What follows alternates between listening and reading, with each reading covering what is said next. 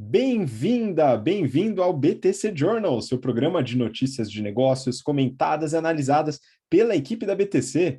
Meu nome é Gustavo Habib, eu sou instrutor de negociação e comunicação, e no episódio de hoje, dia 2 de setembro de 2021, a gente vai falar sobre a aquisição da Educo pela Arco Educação. A gente vai comentar bastante sobre varejo moda, comentando sobre moda inclusiva na reserva, startup da Track and Field e também o modelo da Repassa, adquirido pela Renner.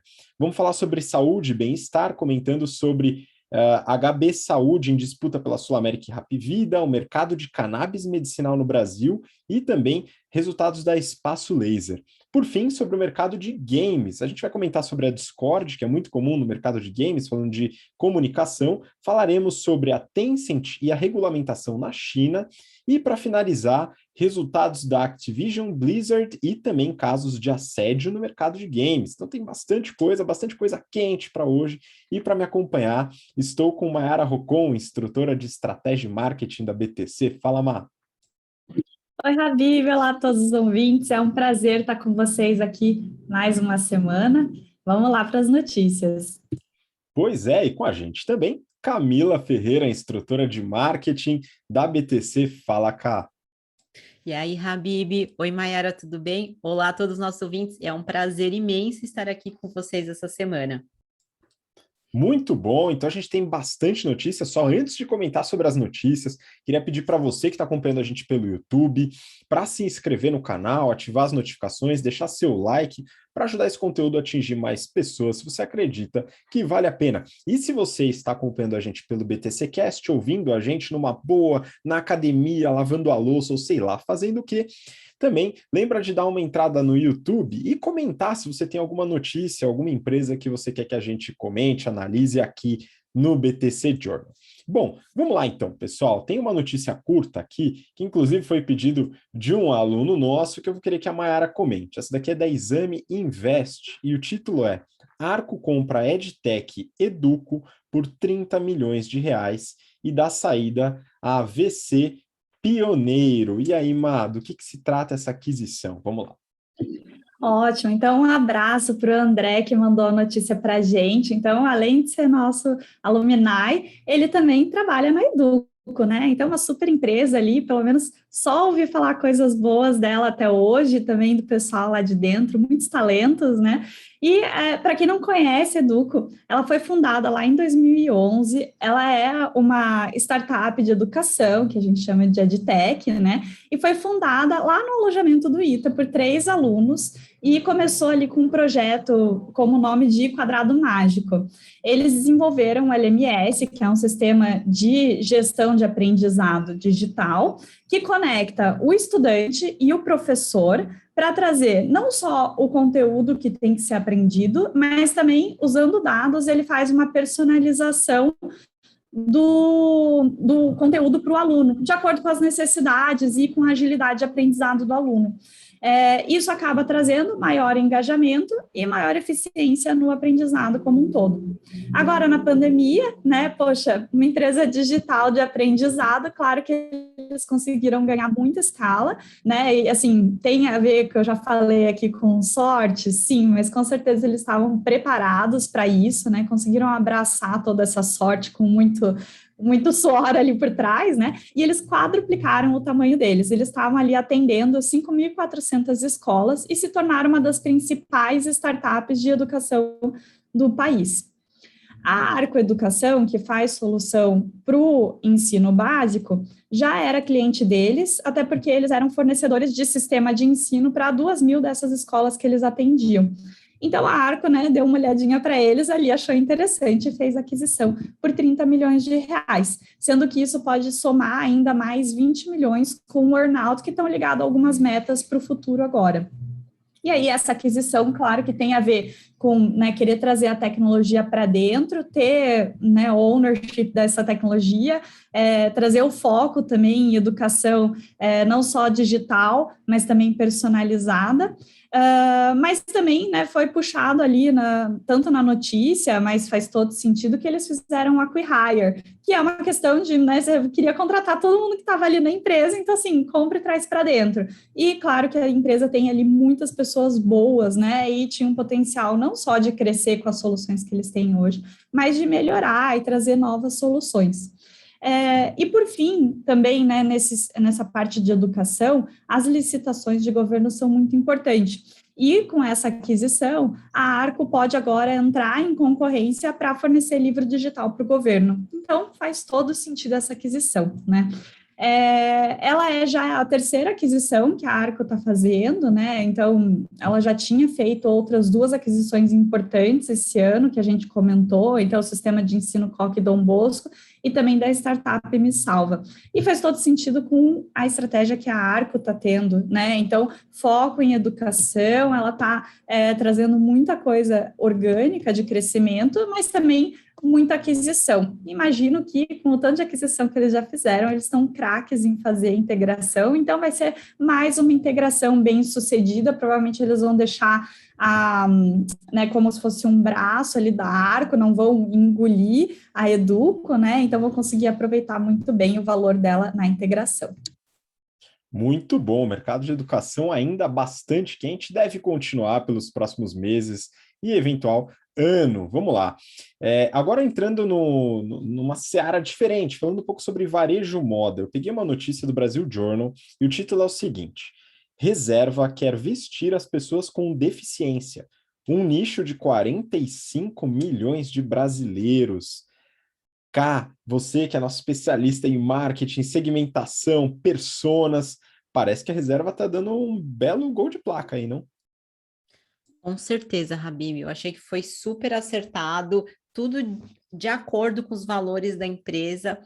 E assim, né? Eles falaram aqui na notícia que eles vão lançar essa linha de roupas para pessoas com deficiência, né? Ou PCD, porque esse mercado no Brasil, nada explorado, ele representa 25% dos brasileiros. Eu fiquei chocada com esse dado na notícia, ou seja, são os 45 milhões de pessoas. Eles vão chamar essa nova linha de Adapt. Eles vão começar com 14 peças, eles vão ter algumas opções para troca de botão da camisa por um imã, colocar um zíper na lateral da calça, tudo para facilitar para as pessoas que são PCD a se vestirem bem, né, e de maneira confortável e super adaptado para aquela necessidade. Eles se inspiraram numa marca que é super conhecida nos Estados Unidos, chamada Tommy Hilfiger, que lançou essa linha em 2018. E eles já levaram essa linha, né, a própria Tommy, para a Ásia e para a Europa. Então, tem um potencial muito grande de mercado aí pelo mundo, não apenas no Brasil.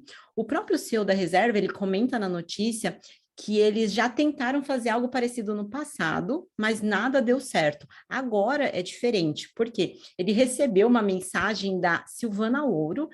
Para quem não conhece, ela é fundadora da marca Equal, que também visa uma moda mais inclusiva. E aí ela mandou essa mensagem para o CEO falando: você não quer vender as minhas marcas no seu marketplace? Ele falou: não, quero ir além. E aí eles montaram juntos essa linha Adapt, né, de roupas para PCD. Aí no começo, como é que vai ser? Eles vão lançar em 3 shoppings, um em São Paulo, um no Rio e um em BH, e se der tudo certo, eles vão fazer um rollout para as demais 97 lojas da Reserva. Só para vocês terem uma noção, segundo a notícia, eles estimam, né, de acordo com uma empresa de pesquisas, que o mercado PCD atinja 400 bi de dólares em 2026. Então, tem um potencial muito grande que poucas empresas estão olhando, tá? E eu acredito que faz super sentido para a Reserva, porque é uma empresa que é do setor B. Então, só abrindo um pequeno parênteses, na minha opinião, são as empresas do futuro, tá? Porque tanto na linha de como elas moldam sua missão e como elas também estruturam seu crescimento, porque elas tentam fazer um equilíbrio entre propósito e lucro, né? E elas não querem, as empresas do setor B, elas não querem ser as melhores empresas do mundo em alguma coisa, elas querem ser empresas melhores para o mundo, parece que é nessa linha que a Reserva quer seguir com os seus negócios. Pois é, uma coisa muito interessante que se liga muito nas suas aulas, né, Cá, de marketing, onde a gente começa analisando segmentação, dores do público-alvo, para depois desenhar um produto direcionado, né? Isso é muito importante, hoje mais ainda, nessa individualização, né, no tratamento individual das dores de cada cliente, muito, muito importante. Inclusive, fazendo um parênteses, a gente está com inscrições abertas para o nosso curso de business, então se você quiser conhecer mais, o link está na descrição. Aproveita que a gente está com um valor promocional até este domingo. Lembrando que hoje, dia 2 de setembro, é uma quinta-feira, tá? Então, se você vê o episódio muito depois, esse desconto talvez não esteja mais valendo, tá? Mas hoje que eu estou falando, ele está valendo. Bom, vamos lá para a próxima notícia, né? Aqui também falando sobre varejo moda, eu peguei uma do Neofeed. Na Track and Field, uma startup dentro de casa para não perder a corrida digital. Mado, o que a gente está falando aqui nessa notícia? Ótimo, então vamos lá. A Track and Field a gente já conhece, varejista de moda esportiva, e ela tem uma presença nacional muito boa, quase todos os estados brasileiros e 268 lojas. Ela falou agora que vai inaugurar uma loja conceito para usar experiências omnichannel. Ela vai chamar Experience Store e vai ficar como um laboratório até o final do ano no Shopping Iguatemi, em São Paulo. A intenção é que eles possam, né, entender, testar, aprender e depois façam um rollout a partir do ano que vem, 2022, para as demais lojas do país. Então, o que eles estão colocando diferente aqui? Eles trouxeram um mini mercado de itens saudáveis, fizeram o primeiro café da loja, estão criando também a figura de concierge, que vai ajudar de uma forma personalizada os clientes para escolher produto, melhor forma de receber o produto em casa, enviar presentes, se inscrever em evento e também se conectar com personagens. E eles também estão apresentando ou reapresentando a plataforma deles, TF Sports, que agora está parecendo que vai ficar muito mais em foco. Então, a plataforma ela já tem 227 mil usuários, sendo que 500 deles são personagens. Ela junta não só uma plataforma de conexão, mas também traz uma forma de venda ali, né? Que eles estão caracterizando muito como social selling, que é quando você usa o relacionamento entre as partes dentro do processo de vendas, e normalmente isso traz um incremento nas vendas. Eles estão querendo dar não só foco nisso, mas também trazer agilidade e inovação rápida, tanto que eles deixaram essa plataforma como uma unidade de negócio separada. Então, ela vai testar, falhar, aprender, melhorar, arrumar, tudo muito rápido, porque ela vai ter essa independência. Eles já estão fazendo teste em algumas cidades do Nordeste, então eles selecionaram alguns personagens que já estão se conectando com os alunos através da plataforma, às vezes dando aulas presenciais, às vezes usando a própria plataforma para dar aula online, e também já estão conseguindo fazer a venda pelo social selling, que eu comentei, onde eles podem selecionar alguns produtos que eles acham interessantes para o aluno, fazem um carrinho de compras, enviam esse link para o aluno por WhatsApp mesmo, né? E se a venda se concretizar, eles ganham uma comissão de venda.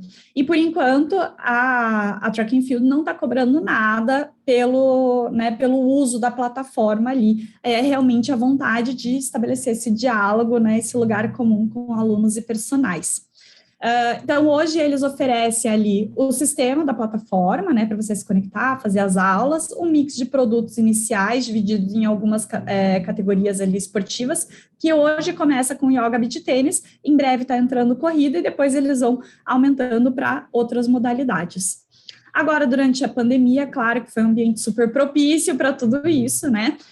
Vários personagens usaram a plataforma para se conectar e dar aula online com os alunos, que criou uma renda extra, então ajuda a fazer um bond com os personagens, né?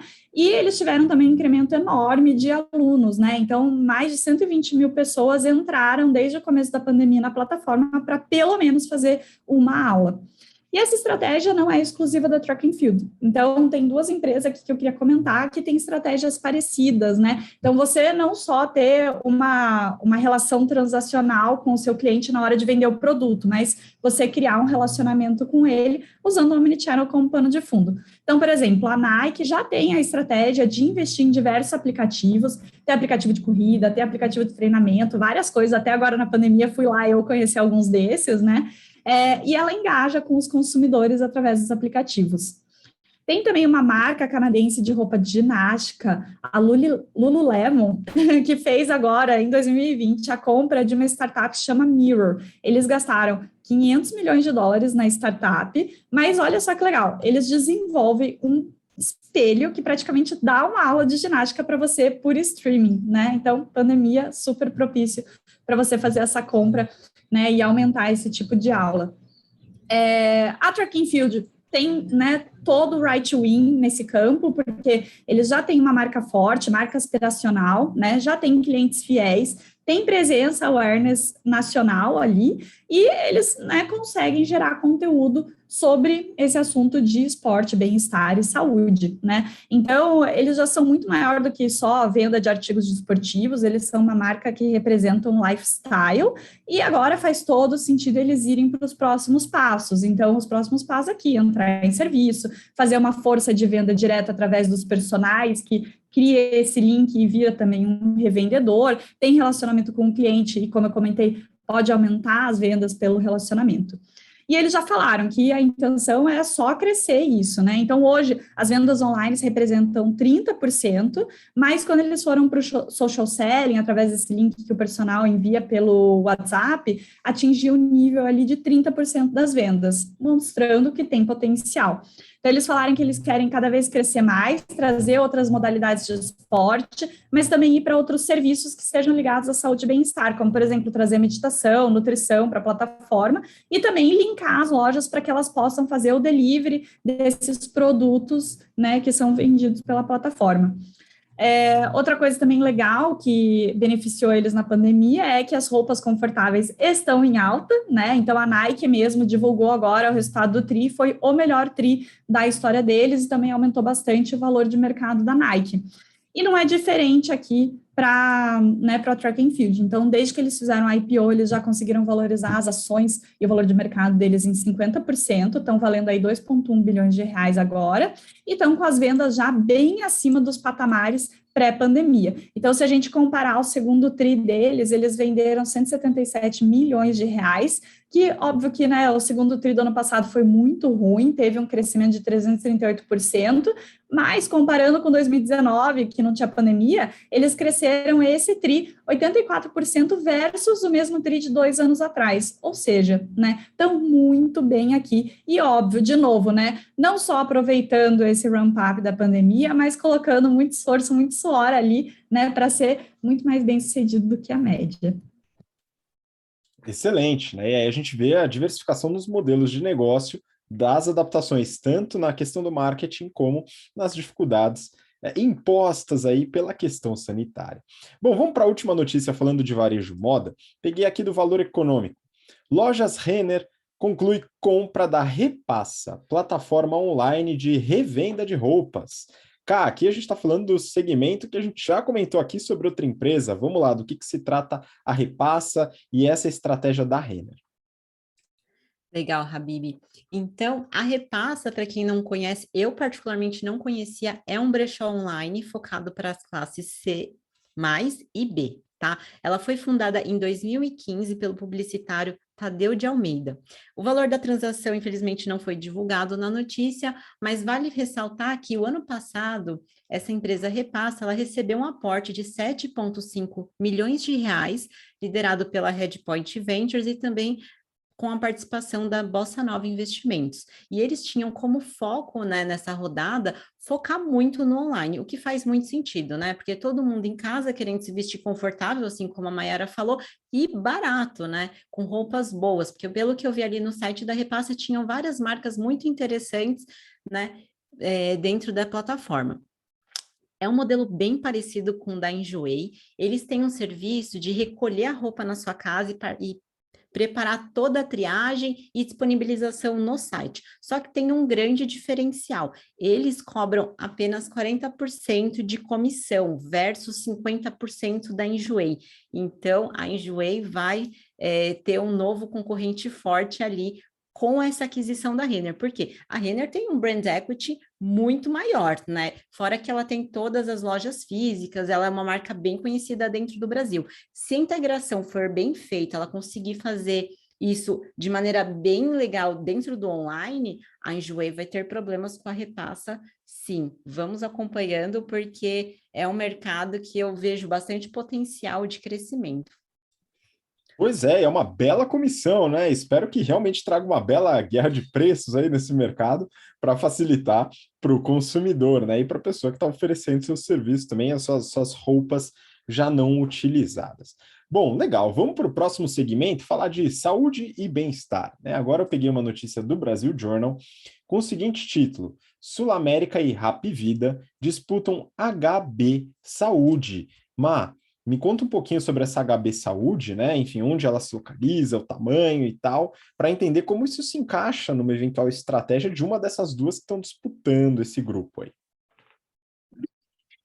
Exato, então vamos lá, né? Então, a HB Saúde é uma operadora de porte médio lá de São José do Rio Preto, interior de São Paulo. Ela tem uma estrutura relativamente complexa de 500 médicos acionistas, mas até que, né, entre empresas de saúde, né, que estão crescendo, isso é até comum. Ela opera um plano de saúde com 130 mil vidas e um plano odontológico com 25 mil beneficiários. E os planos têm ali um ticket médio que gira em torno de R$ 160 por mês. Ela também é dona de centros clínicos, centros de diagnóstico, espaços de medicina preventiva e um centro oncológico, além de ter um share ali de 15% em um hospital ali da região, sendo que ela está muito focada em São José do Rio Preto e uma cidadezinha ali perto, Mirassol. No ano passado, eles tiveram um faturamento de 300 milhões de reais e um lucro líquido de 27 milhões de reais, que está até um lucro muito bom, porque eles têm uma sinistralidade até que alta, de 65%, mas devem ser muito bons em conter custo aqui. Então, como você falou, eles estão sendo aí disputados pela Hapvida e pela Sul América. Então, como é que está essa novela e essa disputa? Em julho, a Hapvida chegou e colocou na mesa ali 450 milhões de reais para fazer a compra deles. Recentemente, eles aumentaram esse cheque para 472 milhões de reais e logo em seguida a Sul América veio e ofereceu 485 milhões de reais. Pelo que eles falam aqui, essas ofertas não foram solicitadas, né? Então vamos ver se de repente chega aí num número que você fala, não pedi, mas agora estou à venda, né? Mas bem, por que eles estão sendo, né, disputados ali?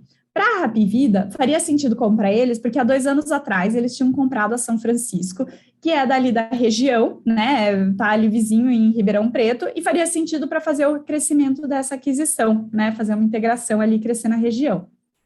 Fora que esse ticket médio da HB Saúde é muito parecido com o price point que normalmente a Hapvida coloca nas operadoras que ela verticaliza. Então, né, seria uma integração bem tranquila ali.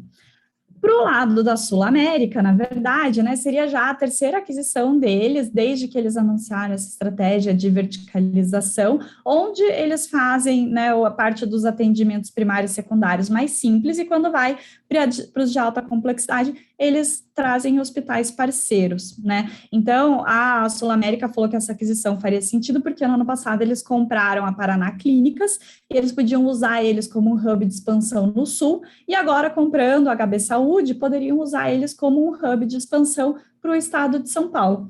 Além de que isso abre oportunidade para eles começarem a oferecer o plano direto deles, que tem um ticket médio ali de mais ou menos R$ 250 por mês. Também é consistente com os movimentos que eles têm tido, né? Então, eles estão fazendo uma expansão aí para ter planos um pouco mais acessíveis, com ambulatórios próprios para redução de custo, e também ajudar um pouquinho aí a impressão que eles estão passando no mercado, porque já faz um tempo que eles deveriam estar fazendo uma expansão enorme, comprando um monte de gente, e segundo o mercado, eles estão meio tímidos ali. Então, né, vamos ver como que vai terminar essa novela, se alguém vai conseguir comprar eles no final, né, convencer a fazer a venda, e quem vai ser, porque, né, tem a ver com a estratégia das duas ali, e não só quem deixar de comprar, né, vai perder uma aquisição, como vai ficar um pouquinho mais atrás nessa região. Exatamente. Aqui vale relembrar que você e o Renato, né, Mayara, comentaram sobre a Notre Dame Intermédica, cerca de 2 ou 3 episódios atrás, onde a gente comenta sobre o modelo verticalizado e também o resultado da empresa, que foi muito abaixo dos resultados anteriores. Então, se você tem curiosidade de saber o que aconteceu, né, a gente fala sobre a sinistralidade, aspectos muito importantes no setor de saúde privada, então dá uma olhada lá naquele episódio, mas aqui a gente vê qual a diferença, né, da estratégia entre Sul América e Hapvida, que pode ser coberta com a aquisição de uma mesma empresa, né? Então fiquem atentos a esses movimentos, a gente fala muito disso nas aulas de alianças estratégicas, que a Mayara muito bem ministra no General Business Program. Bom, vamos seguir aqui. A próxima notícia eu peguei do Neofeed, e o título é o seguinte: investidores de peso criam marketplace de cannabis medicinal no Brasil, né? Então, aqui eu fui atrás dessa notícia, né, e um pouquinho do mercado. Me interesso bastante por esse mercado, o mercado, ok? Então, vamos lá falando um pouquinho da notícia, né? A Connect, né? Essa empresa chama Connect, que esses dois fundadores que são citados na Neofeed, enfim, fundaram no início do ano. E é basicamente um marketplace de produtos medicinais à base de cannabis, né, e algumas outras coisas. O que aconteceu? Lá no começo de março, Fernando Domingues, que é fundador da Conexa Saúde, que é uma plataforma de telemedicina, e Alan Paiotti, ex-diretor executivo do Hospital Alemão Oswaldo Cruz, que é um hospital de referência em São Paulo, eles começaram a conversar sobre essa possível plataforma, né, e montaram, fizeram um teste, tal, lançaram. E a plataforma está aí, você consegue entrar no site, né, acompanhar o site da Connect. É uma plataforma que tem conteúdo sobre os produtos e também sobre a legislação, falando também sobre os principais tratamentos, né? Então, um paciente, né, se ele tem uma prescrição de um médico, né, para poder consumir um produto à base de cannabis, que hoje é legalizado no Brasil, ele precisa passar pelos trâmites, né? Então, o que acontece? Né? A pessoa tem a prescrição, ela precisa de uma aprovação individual pela Anvisa para poder adquirir o medicamento, né, específico, que geralmente é bem caro também e difícil de comprar. Então, a ideia do marketplace é que junte fornecedores desses medicamentos para facilitar a aquisição. Então, o paciente com a prescrição, ele entra com a Connect, envia a prescrição, escolhe seu medicamento, a Connect faz a facilitação junto à Anvisa para obter a aprovação e depois o medicamento é entregue na casa do paciente, né? Então facilita bastante os trâmites burocráticos, né, para quem precisa desse medicamento. Caso o paciente não tenha a prescrição, a Connect faz a conexão junto à empresa de um dos fundadores, que tem a plataforma de telemedicina, para poder fazer uma consulta, eventualmente conseguir a prescrição e então seguir com todo o processo. Então, a ideia da plataforma é também verticalizar o processo para o cliente, né? Isso é bem interessante. Então, como modelo de negócio, eu acredito que funciona bem, né? Porque atua numa dor grande, que, diferente do preço do remédio, não tem muito o que fazer nesse caso, né? Mas no caso da burocracia, que é uma dor dos pacientes com prescrição de medicamentos à base de cannabis, é uma dor muito grande. Então, ele atua nessa dor, né, na burocracia da venda dos remédios, que é longa e vai continuar longa, né, cerca de 25 dias para chegar, tem os 10 dias de aprovação da Anvisa, tal. Então, a plataforma vai ajudar nesse processo cansativo, né? A empresa realiza toda a intermediação. Os usuários, em geral, são recorrentes, né, do remédio, porque são pacientes de dor crônica, problemas neurológicos, saúde no esporte, e não usuários pontuais. Isso dá margem para um modelo diferente. Hoje eles estão atuando com FII de transação, então o modelo de negócio, a forma de rentabilidade, é através de um FII da transação, recebe uma parcela daquele remédio vendido através do fornecedor dentro do seu marketplace. Mas a ideia é que eles comecem no futuro próximo a trabalhar com assinaturas, né? E aí o que acontece? Nessas assinaturas, eles incluiriam tanto os produtos como também eventuais consultas, fazendo todo o processo medicinal, né, do paciente dentro da plataforma. Eu acho que pode ser bem promissor, né? Tem pessoas com bastante experiência aí lidando com a plataforma, investidores também.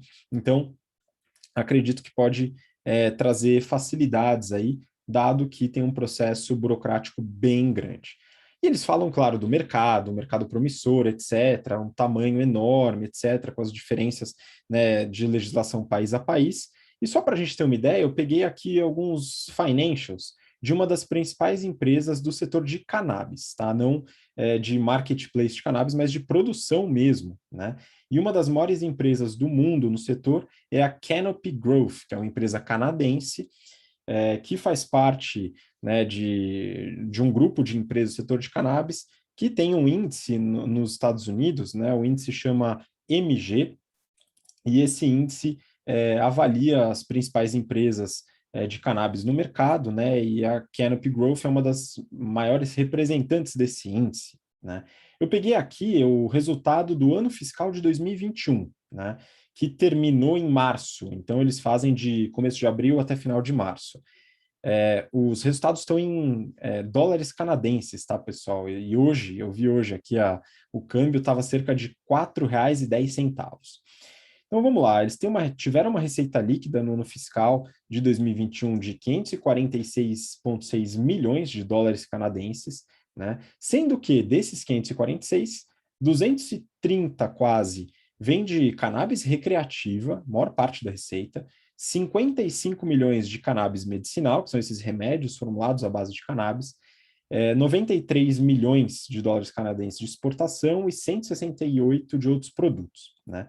Tiveram uma margem bruta de 12%, bem apertadinha, e o EBITDA ajustado negativo, né? 340 milhões de EBITDA negativo, e lucro líquido, que é prejuízo, de 1,67 bi de dólares canadenses, ou seja, tem 3 vezes mais receita, 3 vezes mais prejuízo do que receita, né?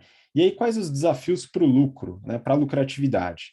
No caso da Canopy Growth, uma coisa que afeta bastante o resultado é o Share-Based Compensation, ou seja, remuneração com base em ações, que é uma despesa bem alta deles, eles já estão reduzindo um pouco isso, né, que foi importante para atrair grandes talentos aí nessa indústria nascente.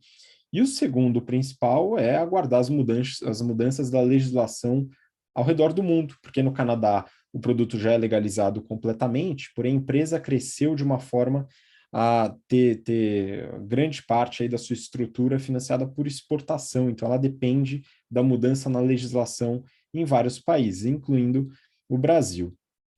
Né, uma empresa que queima bastante caixa, queimou quase 470 milhões de dólares canadenses no ano fiscal de 2021, e altamente endividada, né? Então a ideia é que esse cenário mude para que a empresa possa se tornar sustentável, ainda tem uma série de dificuldades nesse caminho, né? Vamos acompanhar, ver o que vai acontecer com essa empresa e com esse mercado. Bom, vamos seguir então para a próxima notícia, aqui falando ainda sobre saúde e bem-estar, né? Eu peguei uma notícia aqui do Valor Econômico e o título é: Vendas em mesmas lojas da Espaço Laser subiram 8% em junho sobre o mesmo mês de 2019. Então essa notícia aqui, eu queria que a Mayara comentasse um pouco sobre esse conceito, as vendas nas lojas e o resultado da Espaço Laser. Ótimo, né? Até falar um pouquinho, né? Por que eles estão fazendo essa comparação com 2019? Porque 2020, né? Como eu já citei até na notícia anterior, é uma comparação, uma unfair ali, né? Porque a gente teve um vale e muitas coisas. Então, isso indica que eles já estão melhores do que os níveis pré-pandemia, né? Mas vamos lá, então, né? Então, o segundo TRI, eles trouxeram um resultado muito forte e vários KPIs interessantes além disso, né? Então, antes aqui, né, de falar das vendas em si, falar de outros KPIs. Então, eles tiveram o NPS recorde da história da Espaço Laser, de 85%. Eles já eram top of mind, mas eles conseguiram aumentar o índice de awareness e preferência do público deles dentro de depilação. Eles, apesar de ir voltando ao normal, as atividades, aqui em abril ainda teve fechamento de loja, e imagino também que mesmo com todas as lojas abertas, tem gente que ainda evita ir, né, mas eles estão se recuperando, falaram que a ferramenta de CRM deles, que foi desenvolvida por eles mesmos, ajudou bastante nessa conexão com o cliente, mesmo com lojas fechadas, e o ponto positivo é que a pandemia foi um susto no passado, agora, quando volta a fechar a loja, a equipe já sabe o que tem que fazer, então o negócio não perde tanto quanto perdeu no ano passado. Eles fizeram, já em 2021, 92 inaugurações de lojas e já estão prospectando outros 60 novos pontos. E eles também estão com um plano, que a gente já falou um monte deles aqui, né, de compra de franquias. Se aquelas franquias estão performando bem, eles vão lá, fazem uma oferta e trazem para dentro como loja própria. Eles tinham uma meta de compra de 78 franquias agora e conseguiram superar, foram para 100 franquias compradas. Agora vamos para os números aqui, né? Então, as vendas deles cresceram 92%, indo para 257 milhões de reais em vendas totais, sendo que o same store sales versus o mesmo tri do ano passado ficou em 65% de crescimento, mas como diz o título da notícia, o same store sales, comparando com junho de 2019, índice pré-pandemia, está em 8%, né? Então, assim, tem ali uma tendência de volta no trimestre, sendo que junho já voltou, né? Já está acima de junho de 2019. Agora, indo para custos, né, eles falaram que eles conseguiram fazer uma melhor gestão de custo e custo por loja, então, apesar das vendas totais crescerem 92%, custo por loja cresceu 40%, né, então, muito bem feito aqui. Eles também tiveram uma ótima gestão dentro de despesas operacionais, que no fim caíram, e eles falaram que isso foi devido a duas coisas muito importantes, principalmente, né? Eles fizeram muita digitalização, então marcação das consultas era totalmente por call center, agora eles levaram a maior parte disso para aplicativo. E também eles estão conseguindo diluir essas despesas operacionais com crescimento. Cá entre nós, tudo que o acionista quer ouvir, né? Que quanto mais você cresce, menos você gasta, e que mesmo diluindo os custos, você está fazendo esforço para diminuir os custos como um todo, que nem essa digitalização, né? Então, o EBITDA não poderia ser diferente, né? 77 milhões de reais no EBITDA ajustado, com uma margem de 37%, que é maior em pelo menos 5 pontos percentuais do que a mesma margem EBITDA do segundo tri do ano passado e o segundo tri de 2019, ou seja, né, não só cresceram as vendas, como também cresceram a rentabilidade, né, sensacional esse retorno aqui. Eles até falaram, né, não fiquem tão felizes assim com a rentabilidade aumentando, porque a gente está crescendo muito e esse crescimento orgânico vai diminuir um pouquinho a rentabilidade. Isso faz sentido, né, faz parte do crescimento, mas como um todo ali você vai aumentar o bolo.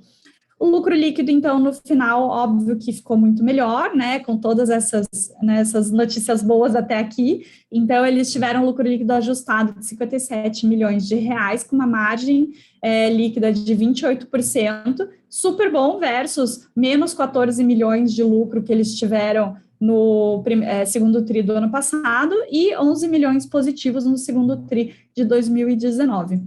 Eles teriam gerado bastante caixa, mas eles acabaram investindo 377 milhões nessas aquisições das franquias, né? Então, eles acabaram gerando no final só 16 milhões, que foi 3 vezes menor do que o mesmo tri do ano passado, só que o investimento para aquisição de franquia era praticamente zero, né? Então, foi uma notícia positiva aqui mesmo assim. Eles continuam também focados na expansão da rede Studio Face, aquele braço novo que eles criaram, que a gente já comentou aqui também. Tem uma diretoria exclusiva só para eles, ou seja, muito foco e autonomia, né? E já foram vendidas ali 7 franquias. Então, assim, resumindo, bem, vocês sabem, né, os ouvintes aqui sabem que a Espaço Laser é uma das empresas que a gente gosta bastante, que tem uma boa gestão financeira, está com um plano de crescimento sensacional, essa compra de franquias faz todo sentido, e até agora, né, pelo visto, a gestão financeira e o plano de crescimento estão sendo muito bem sucedidos, né, então não é à toa que o mercado está gostando muito. Muito bom, e seguiremos acompanhando, né? Até porque esse movimento de recompra de franquias é algo curioso, não tão comum assim no mercado, mas já aconteceu em outros mercados, aí, principalmente de alimentações rápidas. Bom, vamos seguir agora. Próximo bloco, a gente vai falar sobre games. E antes da gente entrar fundo no mercado de games, vamos passar um pouco em paralelo, né? Raspar o mercado de games, falando de uma empresa que é muito famosa nesse mercado e que agora está expandindo em outros também. Valor econômico. Discord conquistou o público dos videogames. Agora quer todo mundo. Cá, agora eu quero seus comentários aqui. Já são muito grandes no mercado de games, né? O que é a Discord? A gente já falou aqui, vamos só retomar um pouquinho. E como que está esse processo de expansão? Muito legal. Apesar de não gostar de jogos online, eu adoro a Discord, tá? Então, como você falou, é uma plataforma de conversação que surgiu nesse mundo de games. Foi fundada em 2015 por um programador de jogos, tá? Então, Vale ressaltar que ela foi muito cobiçada nesses últimos tempos, ela recebeu várias propostas, entre elas a nada boba Microsoft, que ofereceu 12 bilhões de dólares, e a Discord acabou negando, né? Vale salientar que a Microsoft foi bem espertinha, porque assim, minha opinião, o Microsoft Teams da Microsoft, ele é terrível e seria uma bela de uma aquisição para a Microsoft, que tem aquele software com aquela carinha dos anos 90. Enfim, seguindo aqui, eles também tiveram outros interessados, como o Twitter, a Amazon e a Epic Games, mas também todos negados. O que o CEO pretende? Eles estão preparando uma rodada de investimentos para levar a Discord a um valuation de 15 bi de dólares, e eles também falaram sobre alguns rumores que o CEO pretende fazer abertura de capital, né? Interessante. Eles falaram que, na notícia, que eles têm várias funcionalidades que inspiram Facebook, Telegram, Clubhouse e Slack. Em 2020, eles tiveram um super crescimento, né? Claro, porque o isolamento ele forçou muitas pessoas a encontrarem plataformas para interagirem online, e isso foi muito comum entre jovens de 13 a 24 anos que adotaram lá as salas de conversação da Discord. Eles também acolheram um grande público que decidiu largar do Facebook por conta de receios à privacidade. O próprio CEO falou que não pretende fazer nenhum tipo de publicidade dentro da Discord, o que é excelente, né? E aumenta meu amor pela plataforma, né? Que é um dos grandes problemas que o Facebook e o Instagram têm hoje em dia. Ano passado, eles dobraram o número de usuários e triplicaram a receita, chegando a 130 milhões de dólares. Então, foi um resultado muito bom para a Discord. E para vocês terem uma noção, o custo mensal para assinar a plataforma, para ter acesso a várias funcionalidades, é cerca de 9,90 dólares por mês. Um pouco salgado para o brasileiro, né, que está sofrendo com o valor do dólar nas alturas. Falando um pouco sobre expansão, eles querem abrir algumas novas frentes, por exemplo, criar jogos próprios, faz super sentido, né? Eles também estão lançando uma funcionalidade que é muito popular entre os amantes de música, que é um dos públicos que gostam do Discord, chamada Stage Discovery. Eles conseguem, com isso, organizar eventos públicos e pagos dentro da plataforma. Outro público que gosta muito da Discord são os interessados em criptomoedas, tá? Além disso, eles estão estudando algumas formas de ajudar influenciadores e criadores de conteúdo a ganhar mais dinheiro com seus próprios seguidores dentro da plataforma, o que eu acho isso super interessante, né? Porque o custo de anúncio nas outras plataformas, como o Instagram, acabou se tornando muito caro nos últimos tempos. Minha opinião agora, em termos de ferramenta e funções e propósito, eu acredito que a Discord vai competir muito forte com o Slack. Dentro do mundo de tecnologia, de startups, Slack é um dos grandes players em plataformas de comunicação. Tanto que eu fui até olhar ali no site do Slack quanto que tá os planos mensais. E eles estão com planos com valor abaixo em todos os tiers. O plano que mais se comparava ali ao do Discord seria o do Business, né, do Slack, e eles estão cobrando 7,50 dólares por pessoa. Então, eles já estão sentindo ali, né, a concorrência chegando. Vale salientar que a Discord ainda tem mais um outro desafio que é, né, olhando ali para as forças de Porter, um deles é o switch costs. Por quê? Imagina você trabalhando numa empresa de 1.000, 2.000 pessoas que usa o Slack já. Existem uma série de integrações que o próprio time de tecnologia já faz com o Slack, né, para automatizar rotinas, com as próprias aplicações, né, de software, que fazer a substituição por um outro software acaba se tornando extremamente caro, né, e oneroso para a empresa. Então, né, como parte da estratégia de B2B da própria Discord, ela deveria olhar para tentar oferecer propostas de parceria para cobrir esses switch costs, que é uma prática muito comum nesse mercado, tá? Quando os fornecedores eles têm uma força muito grande. Além disso, o outro desafio vai ser em crescimento de base, porque, como eu falei, tem 3 públicos que estão bem identificados na plataforma, né? Então, tem os de gamers, os de criptomoedas e os amantes de música, porém, né, é uma plataforma que foi feita para gamers, então eles têm que melhorar as funcionalidades para trazer um novo público, esse público que não está tão imerso em tecnologia, e mesmo assim reter todo esse público que eles já adquiriram até então. Então, bastante trabalho que a Discord vai fazer aí para ganhar mercado. Pois é, eu particularmente gostei também da opção da Discord de não trabalhar, pelo menos a priori, com anúncios, né? E eventualmente a gente tem que pagar para poder utilizar esse serviço sem ser bombardeado, e isso, né, faz da gente um produto também. Então fiquem atentos a esse tipo de coisa. Bom, vamos lá para a próxima notícia, né? A próxima notícia eu peguei aqui do Valor Econômico. Ela é uma tradução de uma notícia do Financial Times. O título é: Ações de jogos online recuam após China limitar o tempo que jovens podem jogar. Então temos mudanças regulatórias na China, e eu acho que a gente pode colocar uma empresa aí de highlight para analisar esse contexto todo. Vamos lá. Vamos então dar o highlight aqui na Tencent, né? Então, ela é a maior e mais utilizada empresa de portal de serviço online da China.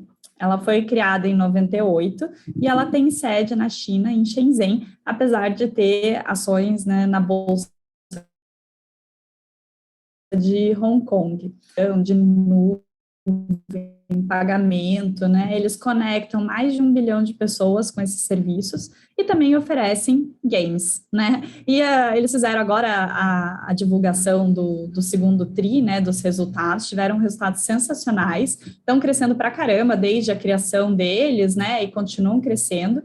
A receita deles aumentou 20% versus o mesmo TRI do ano passado para 21 bilhões de dólares. E a receita com jogos, né, não foi diferente, cresceu ali 12%, chegando em 6,6 bilhões de dólares, incluindo jogos no computador, online e no celular. E o EBIT deles, né, a margem operacional, chegou em o lucro operacional, né, chegou em 6,6 bilhões de dólares, né, coincidência do número aqui, com um crescimento de 14%, fechando uma margem operacional em 33%, que já é 2 pontos percentuais o mesmo TRI versus o mesmo TRI do ano passado. Então, eles estavam muito bem ali, né, até receberem essa péssima notícia de controle, né. Então, a China está fazendo uma grande reformulação da regulamentação do setor de tecnologia. Eles já tinham trazido notícias ruins aí para algumas empresas de tecnologia, que, né, somando tudo ali, já perderam dezenas de bilhões de dólares em valor de mercado com as notícias, né, e agora veio mais uma.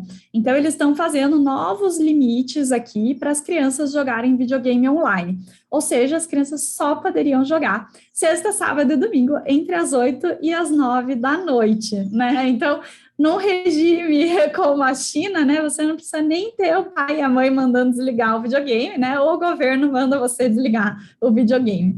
E a intenção aqui, né, segundo o governo falou, é para proteger a saúde física e mental dos menores de 18 anos, que são, na verdade, os limitados aqui, né, pelos horários, né, e também eles estão querendo evitar um vício excessivo de jogos online.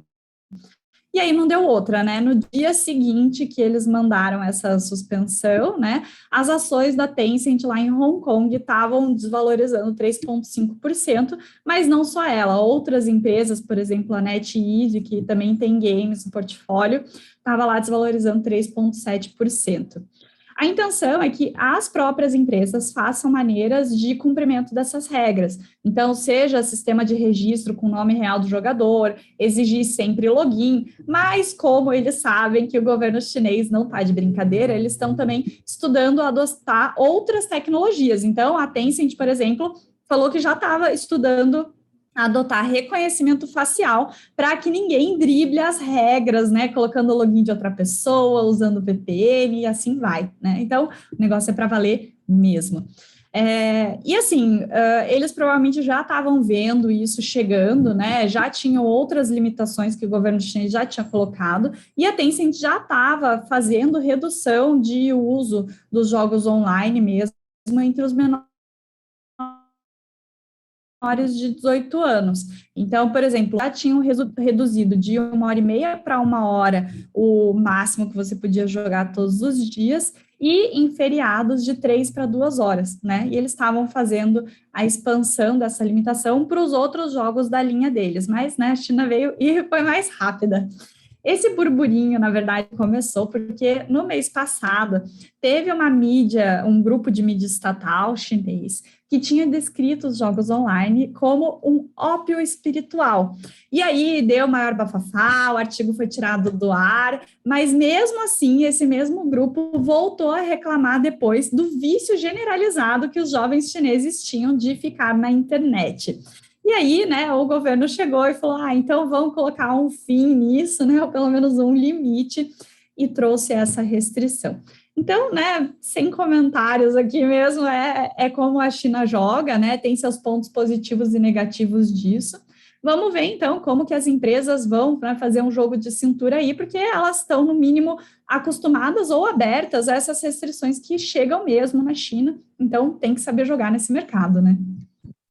Pois é, inclusive faz parte da estratégia empresarial avaliar as regulamentações de cada país, né, os eventuais bloqueios ou dificuldades, para poder lidar da melhor forma dentro da estratégia empresarial. E as empresas chinesas, a Tencent, uma gigante no mercado chinês, sabe jogar esse jogo, acredito, tá? Então impõe dificuldades, ela vai lá e coloca soluções, né, dentro dessas dificuldades impostas. Vamos acompanhar. Lembrando que a China já entrou com regulamentações em outros mercados, como saúde privada e educação privada. E isso balançou os mercados, balança os valuations, etc. E as empresas vão atrás das soluções dentro da sua operação. Bom, vamos para a última notícia agora do BTC Journal de hoje. E eu peguei uma notícia da Forbes, Estados Unidos. Né, vou fazer uma tradução livre aqui do título. Né, o título aqui traduzido livremente por mim mesmo, né, fala: o que o processo contra a Activision Blizzard em relação a assédio sexual e discriminação nos diz sobre cultura corporativa, né? Então, essa notícia aqui, para quem assina lá a nossa newsletter, né? Você recebe as notícias também, então entra na descrição aqui e se inscreve na nossa newsletter para receber as notícias e também ler, acompanhar tudo que é falado, né? Fala sobre uma questão complicada que envolveu uma das maiores empresas de games do mundo, né? Eu vou compartilhar com vocês um pouco dessa história. Então, o que aconteceu? Em julho, o Departamento de Trabalho e Moradia da Califórnia, também em tradução livre, tá? Então, Department of Fair Employer and Housing da Califórnia, processou essa empresa, Activision Blizzard, por várias alegações, né? Dentre elas assédio sexual, discriminação de gênero e retaliação. Isso vem de uma investigação de mais de 2 anos sobre a cultura machista nas empresas de games. Problemas semelhantes também aconteceram em outras empresas dessa mesma indústria, do segmento, né? No ano passado, executivos da Ubisoft deixaram a empresa por alegações de assédio. E na Riot Games, um acordo de 10 milhões de dólares foi desenhado para reparar o mesmo problema. Uma curiosidade, né?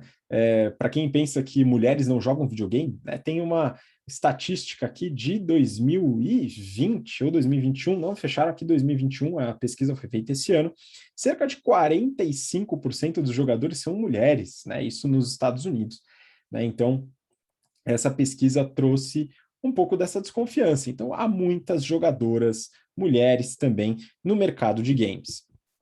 Eu vou contar um pouquinho sobre a Activision Blizzard, mas é uma empresa muito grande no setor, né? Se a gente falar em receita, ela está apenas atrás de Sony, Nintendo e a própria Tencent, que a Má comentou agora há pouco, né?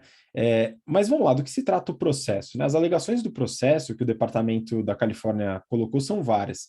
Demissões por questões de discriminação, diferença salarial, má avaliação para mulheres por saírem de licença maternidade, dentre outras coisas, expulsar mulheres da sala de lactação, né, dentro da empresa para poder realizar reuniões.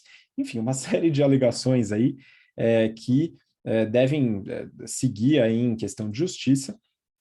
E quando os funcionários iam reclamar com o RH transferia pessoas de departamento e o assunto não era mantido confidencial. Isso também está no processo, né? Se as alegações procedem, é difícil atestar que seja um efeito de laranja podre, né? Então, com certeza seria, né, se as alegações procederem, né, isso vai depender da justiça, seria uma questão de cultura, claramente, né? E aí a gente vai para a gestão de crise. No e-mail interno, a head de compliance da empresa, né, Chief Compliance Officer, desdenhou do processo e falou que não tem mérito, é um processo irresponsável, né? A pessoa responsável pelo compliance, isso é um grande problema. Isso resultou numa alta exposição em redes sociais e até greve por parte dos funcionários. Bom, se reclamar com o RH não adianta, né, e se a pessoa responsável pelo compliance não reconhece o processo, o que os funcionários podem fazer? Né? Então, aqui a gente vai pela questão de negociação da parte frágil, né, do setor. Primeiro passo é fortalecer suas alternativas. Né? A gente fala muito isso nas aulas de negociação. O melhor momento para se procurar emprego é quando você já tem um, por pior que seja, eventualmente, dependendo do clima e da cultura. E olha só que curioso, nos últimos dias, 3 designers sêniores da empresa foram para concorrentes. Isso é uma grande perda. Um outro ponto é mapear pessoas-chave de dentro da organização que têm interesse em lutar contra esse problema e fazer uma alteração da cultura, né? Se houver esse problema da cultura, que há indícios aí de que possa existir, né? O presidente da Blizzard se afastou, saiu do cargo, e alguns investidores entraram com uma ação contra a própria empresa que eles investem por causa dessas alegações. Então, aqui a gente mapeia pessoas-chave que podem influenciar no eventual resultado final, né? Pessoas que têm mais influência dentro da organização. E a terceira forma é dar voz ao problema. Então, há dezenas de perfis fake em redes sociais para evitar exposição e retaliação, espalhando o problema da empresa e tornando isso público e cada vez mais espalhado, né? Então, um grande problema é que a empresa deve lidar através dessas formas aí de lutar contra uma eventual cultura tóxica. Mas vamos lá, vamos entender um pouco mais da Activision Blizzard como empresa, olhando um pouco seus financials, sua estrutura operacional, né? A empresa ela teve uma receita no segundo TRI de 2021 de 2,3 bi de dólares. É uma empresa muito grande, tá? Foi de 1,9 no segundo TRI de 2020 para 2,3 quase, né? Sendo que do total dessa receita, quase 2 bi é advinda de canais digitais, o que forma downloads pagos, assinaturas e microtransações, por exemplo, itens que você compra para o seu personagem dentro de um eventual jogo. A receita também é dividida em aparelhos, né? 34% da receita vai para celulares, 32% para consoles, né? Jogos em consoles, e 27,5% para PC, para computadores. E o que está dentro do guarda-chuva da empresa? A Activision, que é dona, o principal jogo da Activision é o Call of Duty, um jogo bem famoso de tiro que tem 127 milhões de usuários ativos mensais, é muita gente, né? E tem uma receita, né, dentro da receita total, 34% vem da Activision. A Blizzard, ela é dona das marcas World of Warcraft e Diablo, e tem cerca de 19% da receita total, com 26 milhões de usuários mensais ativos. E a outra empresa muito grande é a King, com 28% da receita, e é dona das marcas Candy Crush e King, né, com 255 milhões de usuários ativos. A empresa teve uma margem operacional de 42%, e uma margem líquida de 38%, né, um lucro líquido no segundo TRI de 876 milhões. É uma empresa extremamente forte financeiramente, ela não tem dívida líquida, ela tem caixa líquido. Quase 6 bi de caixa líquido, ou seja, ela tem 10 bi de caixa e mais ou menos 4 de dívida, né? É muito pujante. Free cash flow de 370 milhões, é uma empresa realmente muito forte financeiramente. E aí algumas pessoas podem pensar, né? Bom, por que ela se preocuparia eventualmente com a cultura?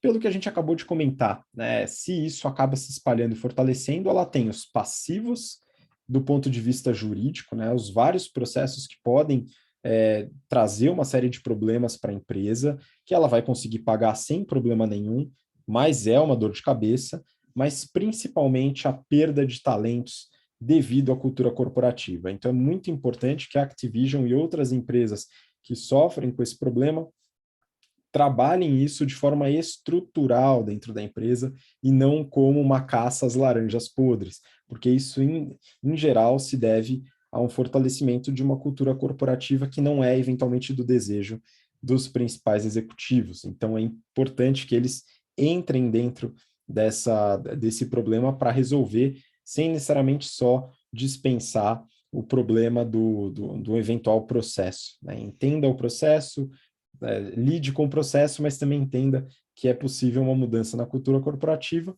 para poder manter seus principais talentos executivos, tomadores de decisão, que vão começar, eventualmente, como já começaram, a lutar contra isso, saindo da empresa ou movendo mais processos. Então, é um ponto a ficar atento.